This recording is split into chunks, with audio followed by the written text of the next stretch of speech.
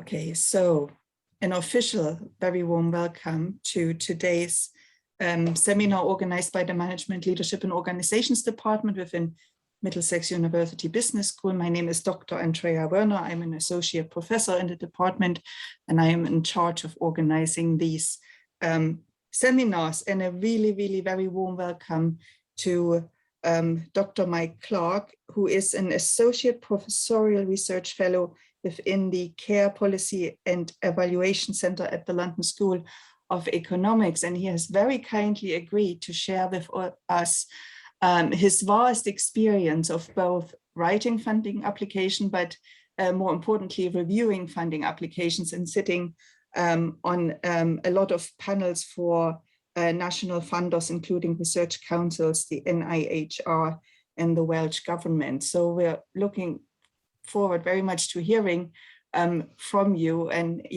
very warm welcome, and really thank you for making time for us. So the presentation will be for about 40 minutes, 45 minutes roughly, and after that you have opportunities to ask Mike questions. And I would like to proceed as follows. I would like people who have questions to put in the chat that they wish to raise a question, and you can put the question itself already in the chat, or they just indicate I would like to ask Mike a question, and then I will call people one by one. For me, that works better than people raising their hands. So please indicate in the chat if you want to ask a question. I would also like to ask everyone to have their microphone switched off, to be on mute, and so that only the speaker will speak. And I will put myself on mute in a minute as well. So without further ado, I will hand over to Mike. Great, thank you, Andrew, for that kind welcome, and thanks to you and Tim for inviting me and organising this. It's always nice to meet new colleagues, and I don't know whether vast experience. Did I write vast experience? Yeah. Did I? Oh no, that was never me. I overplayed that, sorry. So yes, today I'm going to talk about my kind of experience of grant applications. So I'm trying to do two things at once and share my screen, and I can never do that. Here we go. So I'm going to talk about grant writing, and as Andrea said, that's from two perspectives, two sets of experience. One of actually trying to write grants and occasionally being successful, but also failing, and also from my perspective of organising research calls and managing research processes and sitting on panels. So most of my experience is in the area of health and social care research. So you probably know of the National Institute for Health Research, which is the Department of Health and Social Care's R&D arm in effect. And it's a huge beast with lots and lots of different funding streams. And I've been involved in organising some of the calls for NIHR, but also sitting on some of their other panels. And I've been involved in panels for some UKRI funders, for the Welsh Government, and for several charities in the area of health and social care. So in one sense, it's a broad range of experience, but it is predominantly in the area of health and social care. So my examples, my insights will largely draw on that context. I think most of them are transferable to the sort of context that colleagues here today work in. I know that you don't all work in health and social care. I know there's obviously management and leadership across other areas beyond health and social care, but hopefully the pointers, the issues that I'm going to talk about will apply across there as well. And some of the things that I'm going to say are really basic, and they may sound stupid, and forgive me for that if they do, but they bear restating. One of the interesting things is, as I was putting together this presentation and I was putting down all of these really straightforward points, I started to realise, oh, yep, there's one I don't do often enough. Oh, yep, I forgot to do that one last time. Maybe that's why it failed. And so even if you've gone through this process of grant writing and you've talked about what makes for successful grant writing, it's actually quite helpful to be reminded of all the things that are good pointers and that you may have forgotten to do last time around. So here we go. Hopefully, what I thought I'd do initially is just to say what happens to your proposal once you submit it. And I mean, you perhaps know this, but often I think, particularly talking to early career researchers, they don't really know what happens to their proposal. And it's worth knowing because you suddenly see the number of people that are going to read your application, and therefore the issues that raises in terms of how you communicate to that often large number of people that read your application. So the first step in a typical process, processes do vary a little bit, but this is a typical one, is a triage. So the administrators for the call will look through your application and just see whether you've met some of the basic criteria for the call. Is it within scope? If it's a public health call, are you doing public health research, for instance? Is it within the parameters of the call in terms of things like the funding, the start date, and the timetable? And I have been involved in processes where people have asked for more money than the stated maximum. They have decided to do a completely different start date to the one that was set out in the call, and they have suggested projects that were going to go on longer than the maximum allowed. These things are very simple to get right, and if you fail to get them right, you will probably fall at the triage stage. And generally, applications require a number of signatures of the main applicant, the PI, principal investigator, and also often organisational sign-off from people like finance department or maybe heads of department. And again, if those signatures are not there, the proposal can fall at that stage. Sometimes funders are a little bit more friendly and will just write back to you and say, you haven't got the signature on here, can you get it to us by the close of play maybe? But these are really simple things, but people do still fall down on them. The next thing will then be, you've got through the triage, you're within scope, they're willing to consider it. They'll send it out for expert review, and usually that's 2 academic experts. So that may be, say, one person that knows the field that you're proposing to research relatively well, and it may be somebody that's maybe more of a methodologist who may not know your field quite so well. So you need to communicate to both of those reviewers about not only the things that they're reviewing, but also those aspects of the project that maybe they don't understand quite so well. And typically these days there is at least one public reviewer. Most of the major funders now are very into public engagement in the research projects, but also in all of their commissioning processes. So there probably won't be one public reviewer. And they usually review your proposal using the standard form. And crucially, these are often organised around the call criteria. So often in the call documents, there'll be a set of criteria laid out stating that this is what we will use to judge your application. And it's useful to know that that's probably the framework that reviewers will comment against. So there you can start to see, you sort of have a checklist and you can go through the criteria and say, how well do you think your application marries up to each criterion in that list?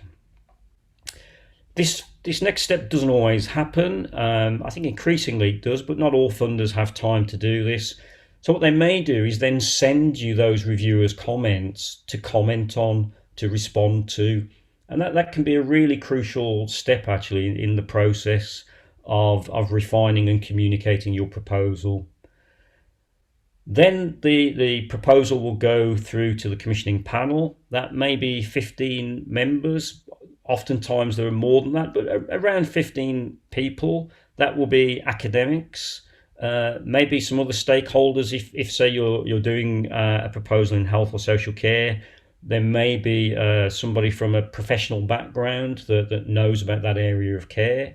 And it probably will include a public contributor or more more than one as members of the panel.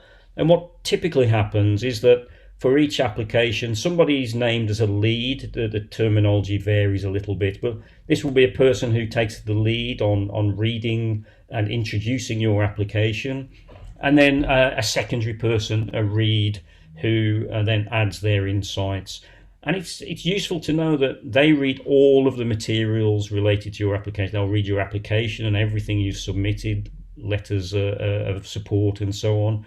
They will read reviewers' comments. And if you've done a response to reviewers, they will read that.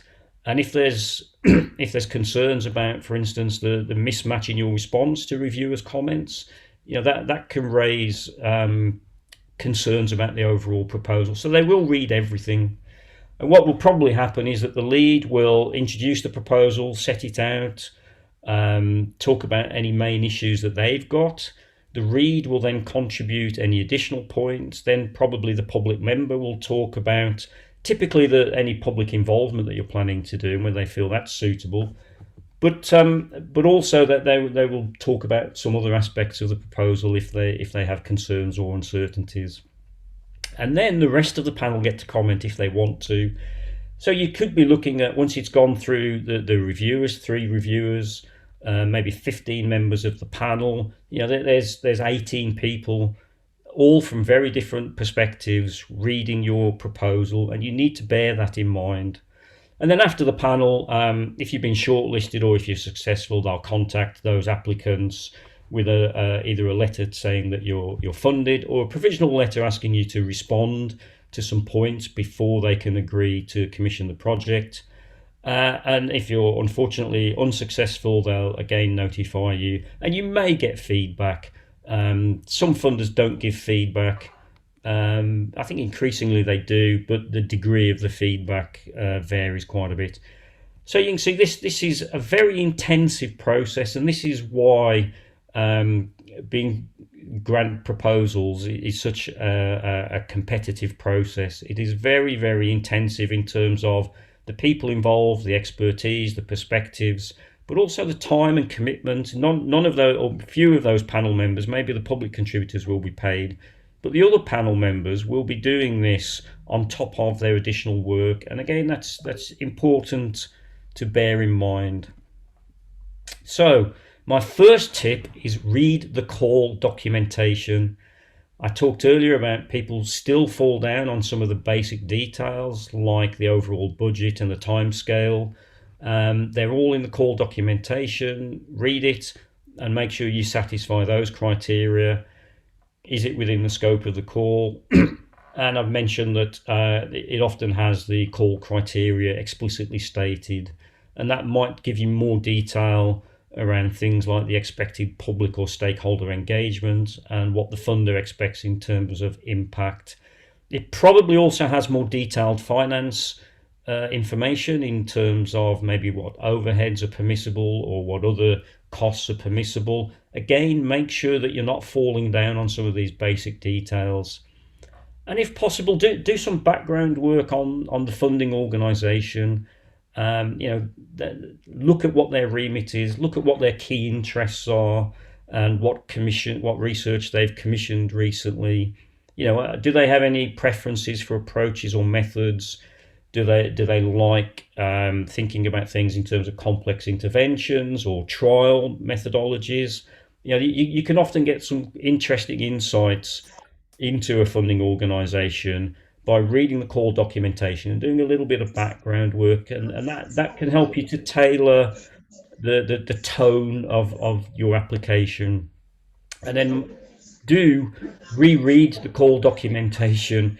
It's easy to go over it, think you've got it all in mind, but actually some of the detail takes a little bit of time to absorb, and it's useful as you're writing your proposal to keep referring back to the call documentation. But if anything isn't clear in that documentation, then do contact the funder. I think researchers are often a bit hesitant about this. They're not sure if it's permitted and appropriate.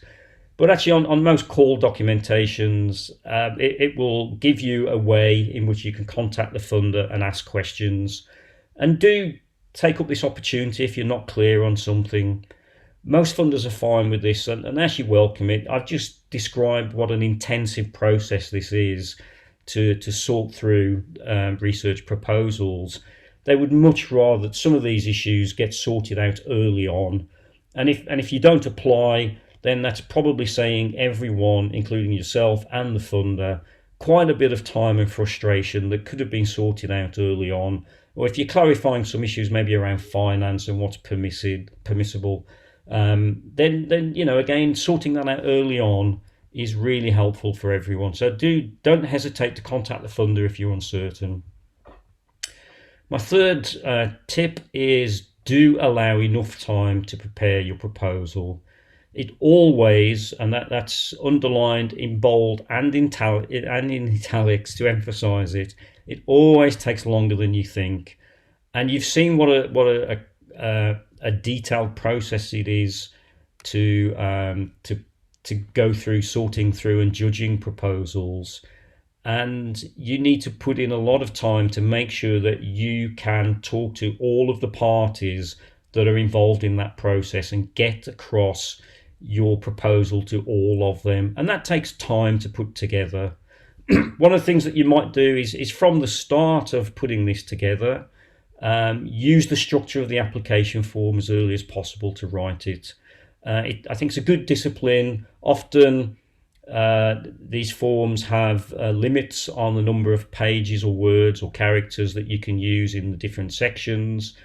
And it's great to be able to start to work to those parameters for the form from the start, rather than going away and writing some fantastic prose that then you have to try and fit into their sections and their limits. So maybe think about using the application form early to help you formulate the ideas. It takes time to build the research team, and think about this very carefully. We all have colleagues that we've worked with long and hard over many years, but sometimes you need a different team to answer the question or the scope of the call. And so if they're talking about maybe the economic aspects of the topic that's in the call, and you don't have somebody that's an economist, you may have to go out and find an economist to be a partner. Or if there's particular methodological approaches or say statistical or particular qualitative expertise that you don't have in the team, but this would really be vital to being successful in that call, do go out and try and find those colleagues to work with. Because if you don't, you're undermining your proposal most likely. And if you're putting in saying you're going to do economic analyses, but there's not a person in the team with that experience, your proposal is less likely to be competitive. So it takes time to build the team in terms of finding out who will be in it. It also takes time to build the team in terms of identifying and building a relationship with your public and stakeholder colleagues. So often proposals these days require some kind of public involvement from a health point of view with patients, or from a social care perspective, that might be service users or carers.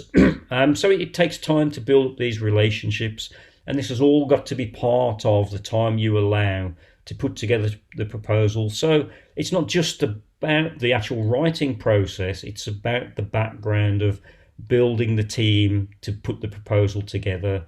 And then you want to work with the team to write the proposal. So not just sit down on your own and write it and then submit it, but actually get all of the colleagues that are going to be in the team, and particularly the public contributors, to have a look over it and see if it makes sense to them. And this morning I was looking through a research proposal I'm putting together with some colleagues. We've been talking about it for about a month now. We have had a couple of online meetings to do it, and it's slowly starting to take shape. It does take time. Compared to, I was emailed this morning by somebody that said, Mike, can you join this proposal? The deadline is Monday. Maybe not. So it does take time, and you want to build that relationship with the team and draw on their expertise. You need to consider if any preparatory work is needed, such as maybe an initial literature review, or maybe increasingly, certainly in the area of health and social care, People like program theories for elaborating on the detail of maybe the intervention that you're proposing to research. And often they like these pieces of work to be done at some preparatory level to accompany the application. And again, these things take time. Crucially, and it's one that perhaps I sometimes fall down on, maybe not allowing enough time for your institutional processes. Maybe there's processes of internal review, financial sign-off and other approvals, and you need to meet internal deadlines to be fair to colleagues, to give them chance to do what they need to do to approve the project. Maybe you can engage with potential sites beforehand if that's appropriate for your study. And crucially, don't leave pressing the submit button until the last minute. You never know what kind of IT problems you may encounter. I was having problems with my internet just before this morning, so I'm having my fingers crossed now. So you never know if that's going to happen, so don't leave the submission until the last minute. And crucial, I think one that people often forget is once you've submitted it, do keep an eye on emails from the funder. There may be something that they need to clarify with you. They may have sent you the feedback from reviewers for you to comment on. And sometimes these emails do go in your clutter or junk folders. And if you miss it, you may miss a crucial opportunity to further bolster the likelihood of your proposal being successful. So that once you've pressed submit button, you're allowed to have a few moments to breathe out and relax. But do be mindful that you may need to look out for emails from the funder.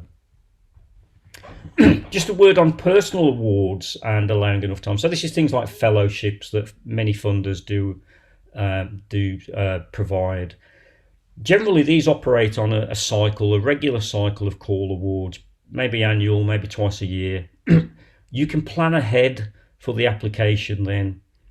They'll be on a regular cycle with a regular application form. And what you can do is look through the application form. I've got various headings there of a typical application form. And you can think, okay, the next call award will come out in 12 months' time. I can look through that application form and look at the sections that I know I'm weaker on in terms of getting a personal award. Maybe I'm not very good at public involvement. I don't have the partnerships to be able to do that yet, and my application will look weaker on that. Maybe I don't really know enough about impact. Maybe I'm not very clear on ethical issues. By planning ahead and knowing the cycle of the award, you can go through that application form and you can start to tick off areas where you're fine and you're strong. But crucially, you can look at, say, public involvement and say, right, I've got nearly a year now to work on that public involvement and getting the right partnerships together and discussing my application with them and how people might be involved in helping me with that personal award if I'm successful. And this may sound, like Mike, you being a bit unrealistic, but people do this. They will think maybe a year ahead and work on their application for that fellowship, maybe a year ahead of the deadline. So I said a few moments ago about not waiting till the last minute to submit it, but actually you want to think as far ahead as possible about how to work on that application, and crucially, particularly with personal awards, thinking about the areas where you're weaker and you can start working over a number of months to improve your those areas that you work on. Then I think it's important to actually talk about the proposal. Talk maybe face-to-face, or nobody does face-to-face these days, virtual, an actual discussion, or it may be via email and bouncing around drafts of your proposal. But what I mean is just discussing your ideas with people. It helps you to crystallize them, but crucially, it's helping you to get that communication of them refined. If you're not clear and you're not communicating to some of the people that you're talking to, they'll pick up on it and they can give you an early indication that there's an aspect of the application that's not clear and you need to work on it more. This may be colleagues internally, maybe there's an R&D office in the university who can help with this, or maybe you have internal peer review processes, or even just a kindly colleague who will have a look at it for you. But do share your ideas. You get good feedback, but really it's helping you to just start to crystallize those ideas and how you're communicating them on the form, making them clear. And if you you may know that in the National Institute for Health Research, every region has a research design service. So they're there for health and social care and public health proposals, and they can give you good feedback and good support to deliver your proposal if it falls within in their remit. So if you're thinking about doing stuff in health, social care, public health, think about the research design service. Look them up if you don't know about them already and you do work in those areas. But if you're going to contact them, do contact them early in the process. Again, don't ask them to comment on your proposal the day or two before the deadline. And I'm saying talk to colleagues, but listen as well. If they're challenging you about something, there's probably a reason that they're challenging you on it. Most likely because it's not very clear, they don't understand what you've written, and that's helpful. Don't take challenge too personally. Use that challenge, use what they're saying, listen to what colleagues are saying, and use that to refine and most likely improve your application. And again, all of this takes time, back to that point about allowing enough time. Don't skimp on the lay summary. Generally, proposals these days will have a public or lay summary or a plain English summary. Various terms are used. But this is an overview of why your project is important and what you're proposing to do and how you're going to do it, and probably also some statement around dissemination or impact. And I think sometimes researchers think this is not important, or they leave it till the very last minute and don't give themselves time to do this justice. Very often, even academic reviewers start at this point. It's a great place to get an overview of the project, but also a great place to get an overall sense of, does this feel like a coherent proposal that the applicants are able to communicate clearly to people about? And it takes a bit of time to get a lay summary together. I mean, I've read lay summaries that start epidemiologically. That is not a lay summary word. People still fall into using the language that they use every day in their professional context and put it without reflection into the lay summaries. And you need other people, other eyes, particularly maybe your public contributors, to help you put together the lay summary. You might even consider starting with this. As I said, it's a good place to give a great summary of your proposal. And so starting there can be a great way to help you clarify your thinking and to engage with many of those partners that you're trying to build in your team, particularly public partners. So maybe consider actually starting with the lay summary instead of leaving it to the end. But make sure that your public summary is consistent with the rest of the application. For instance, in terms of the project structure, don't say in the application we're going to do in work package for a whole set of different methods that you've failed to mention in the public summary. It will just jar with the readers and make them a little bit confused. There are many summaries out there on writing good lay summaries and writing in plain English. I'm not necessarily the best one to give advice on this, but there are some good general tips about avoiding those jargon and technical terms like epidemiology. Avoid using complicated words and long sentences. Keep things short and succinct, and don't have overly complicated structures for explaining the project. But make sure there is a clear structure to it. That will help you to communicate what you're proposing to do. So write in short sentences, short paragraphs, shortest, most direct words, and active rather than passive phrases. They all make for a much clearer description of what you're proposing to do. And crucially, make sure that you read and if necessary, revise your lay summary before you actually submit the proposal. If you've started with that, then you've worked on the detail for the rest of the form. It's quite likely that the lay summary now no longer quite reflects what you're proposing to do. And I've seen instances where people have submitted application forms where the lay summary isn't quite in line with what they're proposing to do. Now, I suspect that's the reason why they haven't gone back and revised it just before they submit the main proposal. A key skill is developing your voice, developing your way of communicating across in a proposal what you're planning to do. You need to be persuasive, clear, and logical in what you're proposing to do. And this is actually a very different style of writing to many of the other outputs that we write in academia. Papers are usually written retrospectively. We did this, we found that. Where this is, we are going to do this, we would like to do this, we want to investigate this. and it's a very different style of writing. So people have often been very experienced in writing research papers and other outputs, and then they come to write a grant application and maybe try to just slip into trying to write things in the same kind of style as other outputs, and that they're not writing persuasively to convince readers that this is really, really important, and I need to convince you that you need to support me and the team to be able to do this, rather than writing, well, we did this, so I don't need to convince you about that any longer. And it again, it's one of these simple points, but it's worth mentioning that readers can only judge your idea, your proposal, on the basis of what you write in it.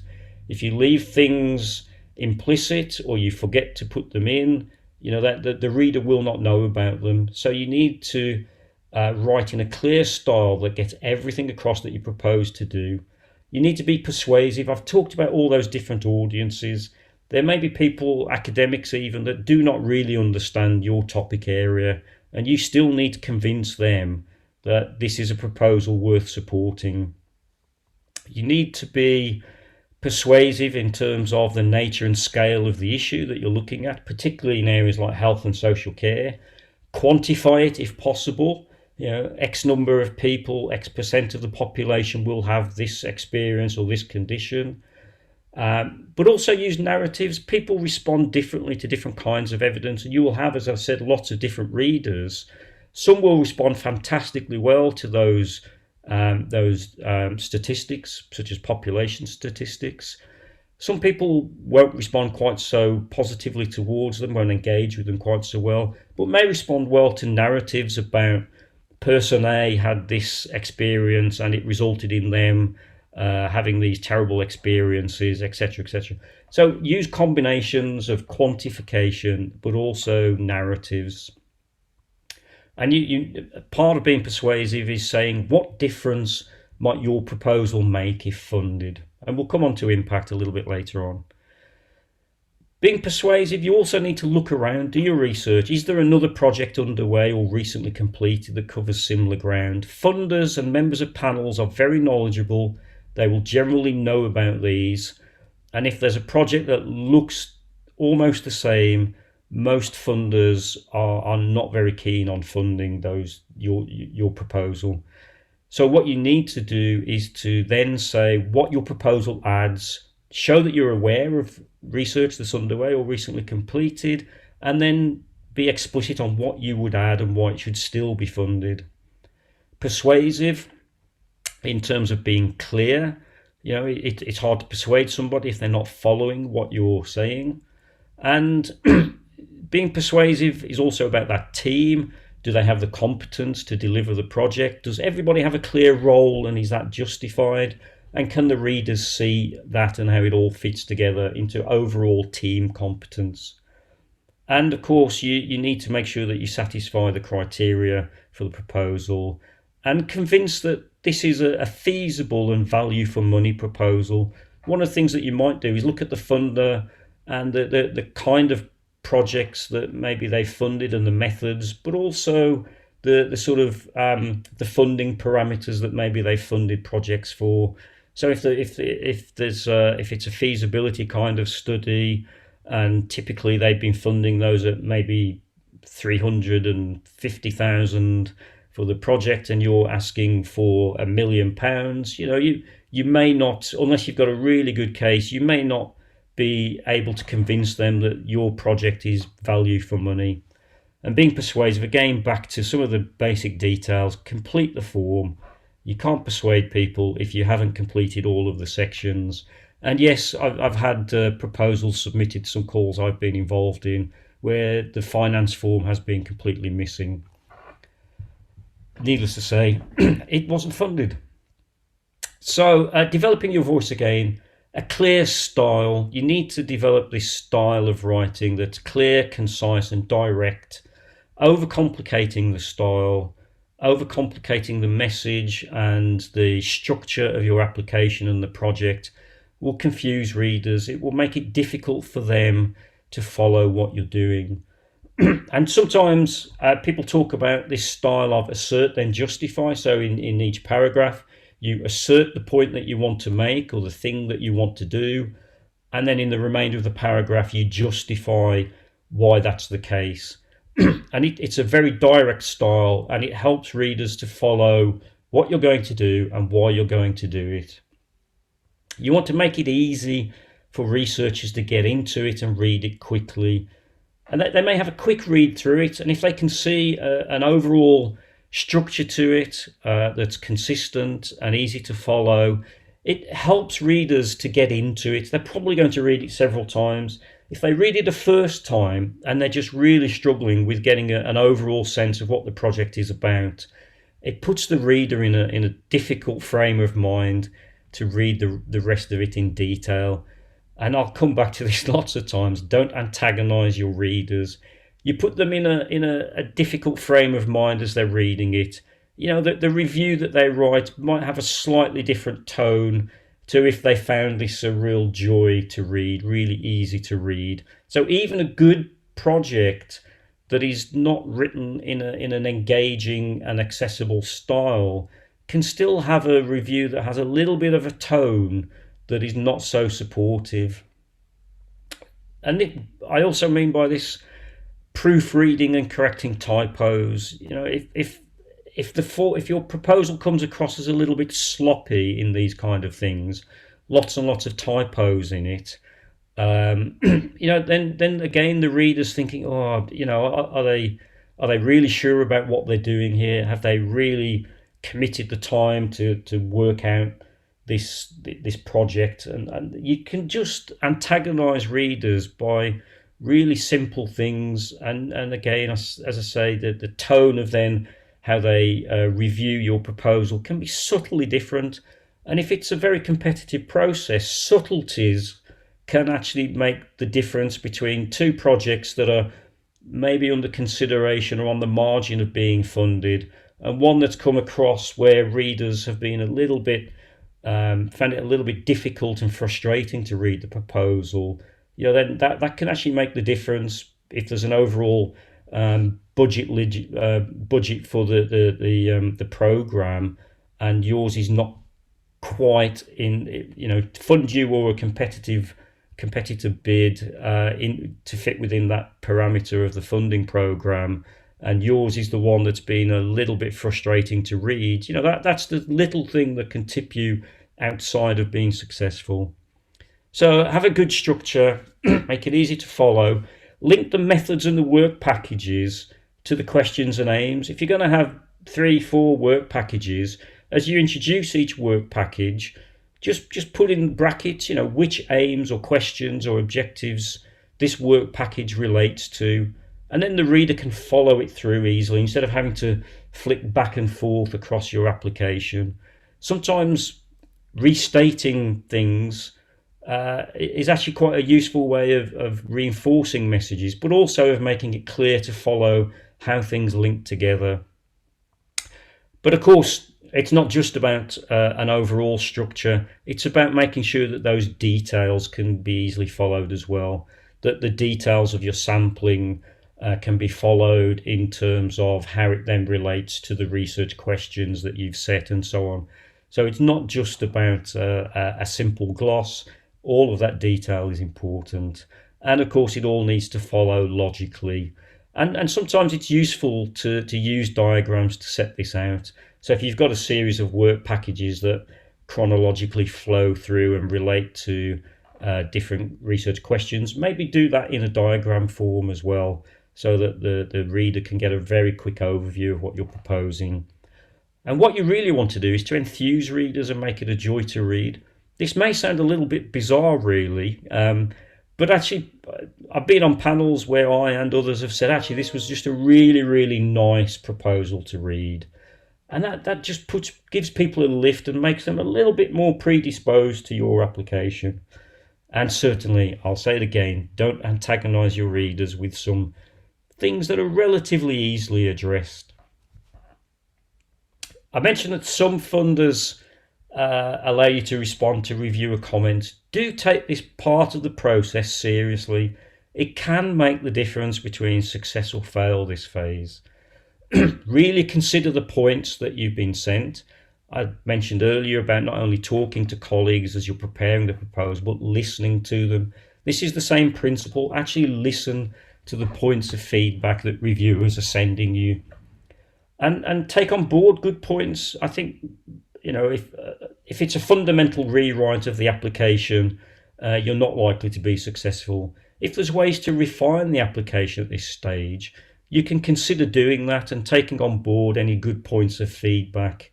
And maybe reviewers haven't quite understood some things that you've been meaning to communicate, and this is a chance to clarify that before the panel get there. So it's really helpful to be able to do these things. But if you completely disagree with points of feedback, don't feel you have to take them all on board, and do make your case if you disagree with something. Don't be completely passive at this stage.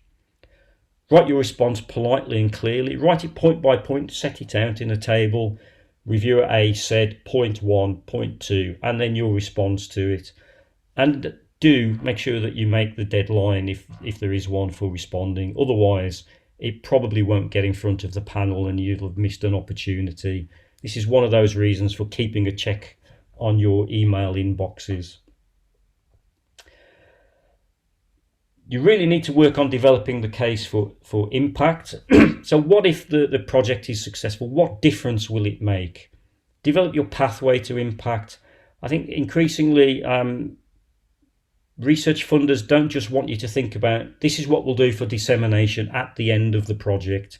They like knowledge exchange built throughout the project timeline. They want you working with stakeholders to inform the project, inform how you're going to do your data collection, maybe commenting on the data analysis, and then also being involved in some of that impact work.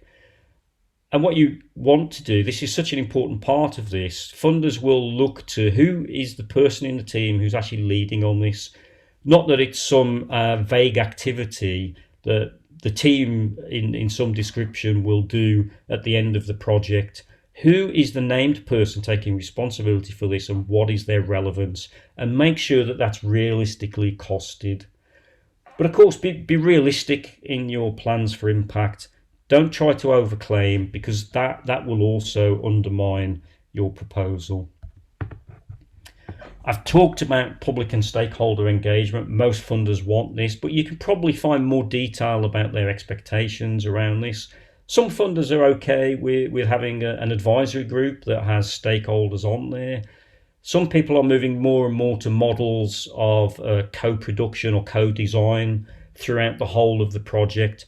Have a look around and see what you think the funder is most interested in terms of approaches to public engagement, and see if you can work with those kind of approaches. They may even have an expectation that your stakeholders have been involved in shaping the application. And what you might want to do is to look at, are there key organisations as well as individuals, so maybe charities in your area of work that could be involved in this engagement work. And don't just describe your public engagement work, your stakeholder engagement work in that part of the form. Reiterate it throughout. Repetition will help reinforce that this is an important part of what you're proposing to do. Certainly try not to be tokenistic. People will see through that.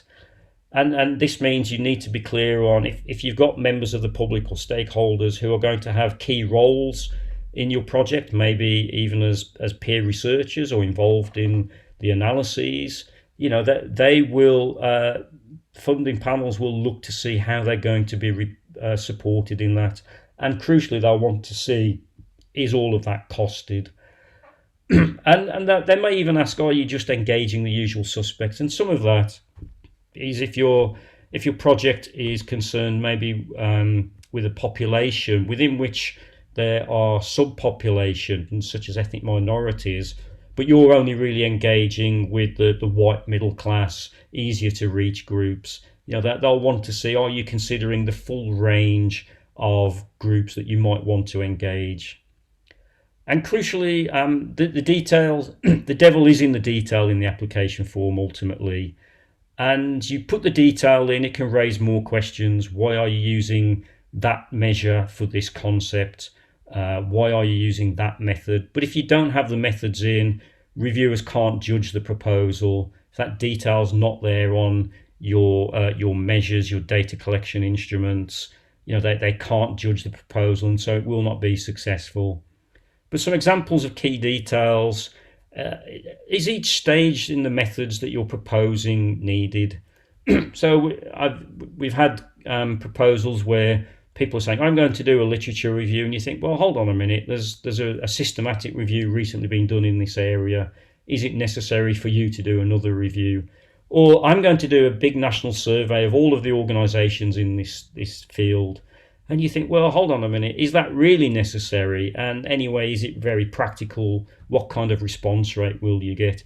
So don't just put methods in because you're used to doing them, and it's a thing that you presume the funder will like to see, like a literature review. Do consider, has a recent literature review covered the field? Do I really need to put that in? How are you going to operationalize key concepts? If you're looking at loneliness among certain populations, how are you going to operationalize loneliness? If you're using existing data sets, is that data set actually suitable for answering the questions that you set? You need to reassure the panel that it is suitable and that the data is accessible, that you can get it. Thinking about any measures that you may be using, such as in healthcare, maybe measures around people's health and illness and well-being. Are they the best measures? Are they the most valid ones, the most up-to-date? And are you using a suitable number of them and not overburdening people? And I think burden is a big concern increasingly of funding panels. You need to justify sample sizes and your sampling approach. And I think if in things like randomized controlled trials, people are used to doing power calculations to justify sample sizes. I think often in qualitative work, I'm used to seeing proposals that don't even try to justify the sample size. They will say, we're going to interview 25 people, and no justification of why it's 25 and who they will be. Look at your recruitment plan. Is it feasible to recruit that sample that you've set out? And does it make any plan, does the plan address any claims you've made around diversity? If you say you're going to consider ethnic minority groups of some kinds in your proposal, does your recruitment plan reach into those communities, or will it most likely reach white middle class groups because you're going through the usual sources for recruitment? And make sure that your analysis plan is consistent with your research questions and methodology. I've seen proposals that say we're doing a mixed methods approach, and then actually when you look at the methods and the analyses, they all run in parallel. There's no combination of the findings from the qualitative and the quantitative approaches. So really the analysis plan is not consistent with the methodology that they have claimed they're doing. Diversity and inequalities, I think maybe a couple of years ago I wouldn't have put this as a headline, wrongly of course, but it's risen up the agenda for most funders now, particularly in health and social care and public health. People are much more concerned with, does the research that we're funding address issues of diversity and inequalities, or is the project just concerned with the usual suspects? So if it's a project about dementia and primary care, say, obviously, we know that people from various ethnic minority communities do not have good primary care. and do not have good dementia care. So if you're doing a project in that field and you're not engaging with those communities or recruiting in the right ways, is your project really just giving us evidence about the usual suspect groups that we know about in terms of primary care and dementia care? Could you do more to engage with diverse communities and start to consider issues of inequalities? Do your methods robustly address that kind of engagement? Or is there more that you need to do? Recruiting through different avenues, translation of materials. And then, of course, does your impact plan consider diversity and inequalities? Or again, will it disseminate the evidence into the usual channels whereby inequalities might not be addressed? Finances. Well, ultimately everything comes together in the spreadsheet.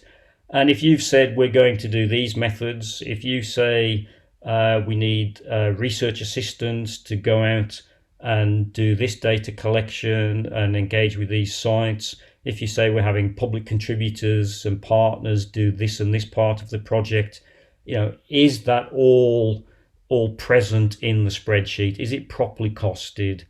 And ultimately, you want this to present an overall case for value for money, which can be a difficult one to judge. But I think one of the ways in which you can think about it, as I say, is to look at the kind of projects that the funder has funded in the past, what's in their portfolio at the moment.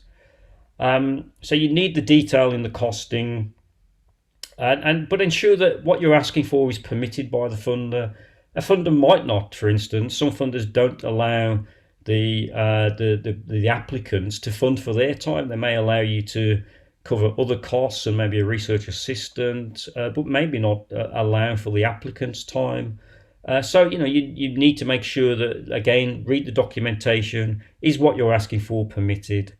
And when you're costing the team, make sure that every member of the team has a clear role and that their contribution relates to their expertise, and that role is properly costed, so that it's clear what they're doing and that they will have the time to be able to do it. And do avoid tokenistic full-time equivalent percentages for colleagues. Seeing applications where there's large numbers of the team who are saying, well, I'll be costed at 1% of my time to deliver this project, does make you slightly suspicious about A, their commitment, but also B, about the viability of the delivery of the project. And if the PI, the lead applicant, is less experienced, you can build in some time of a colleague, a more senior experienced colleague, to say that they're going to be supporting and mentoring that person in that role. And that's fine for most funders for you to be able to do that. And some will even accept a joint PI application between a more senior experienced person and a junior, recognizing that it's about building that capacity. And ultimately, don't just view this as a proposal that goes in. This needs to be seen as building individual and organizational capacity and resilience. Resilience is so important. It's so easy to be in a position where everyone in the organization, the team, puts in an application, it's successful or not, and then everyone doesn't put in another application for a few years. And then you're almost starting from scratch with building that experience of writing the application. It's a process that takes a lot of learning and needs to be worked at regularly. So be aware of regular funding cycles, plan ahead. I talked about personal awards and fellowships, but lots of the funders have regular cycles of funding. Think about those and how the organisation and you as an individual can plan for them. And if your proposal is not quite going to be ready for the deadline, but there's another one coming up, do be prepared to just wait for the next one. That may be that extra bit of time could be the difference in getting together a successful application. But also think about, so what after the application? If it was funded, what's your program of work and how does this application fit into it? And if you've got ideas, if you're doing maybe a feasibility study of an intervention, and then this might lead on to an evaluative project, maybe a trial, that may be worth mentioning in the application. Funders are quite keen to fund projects that they know will go on to other underfunding applications. And so, this is a really competitive process, but don't take failure personally. We all invest so much emotionally. I always fall down on this. You invest so much emotionally in that application. This is your baby that you're launching into the world. And if the funding panel don't commission it, it's very easy to take it personally. When you get that rejection, okay, be frustrated, annoyed, upset about it, but try to move on fairly quickly. Talk to your colleagues in your team and your colleagues around you in your department about it, and then take an honest and critical look at your proposal, the reviewer comments and feedback that you've had, and think honestly about, okay, that could have been better, and learn from it. And then consider whether you can use that proposal and those lessons to reapply maybe to the same funder, maybe to a different funder or a different funding stream. Often successful applications have been recycled several times, but they've done so learning from each of the previous cycles of application. And don't stop believing in yourself and your ideas. Build up your resilience, build up your ability to overcome these setbacks, and hopefully your organization has the means to be able to support you to be resilient. And then just keep developing your application's voice. I've called it here. That developing the voice that I mentioned a couple of times earlier is a skill, and it's one to continually work on. Different funders require different things in that voice. So you need to constantly develop and learn about that voice that's needed to get your idea across in a successful application. So I mean, I won't go over this. I'm happy for Andrea to circulate the slides, and you can always, if you're glutton for punishment or you're struggling to sleep, you can always watch this video again, and you could probably pause it at this point. Most of the common reasons for failure are the kind of obverse of the points that I've mentioned, and they're about not being clear or not being given sufficient detail and so on. But just remember that every point in that application form matters. This is a highly competitive process, and successful failure can be marginal. It can come down to minor tones or points of criticism, uncertainty or concern from reviewers or panelists. So don't antagonize your readers by being a little bit casual on any aspect of the application. So thank you. Sorry that went on a little bit longer, but hopefully that was helpful. I'm happy to take questions now, and my email address is there if anybody wants to follow up with anything.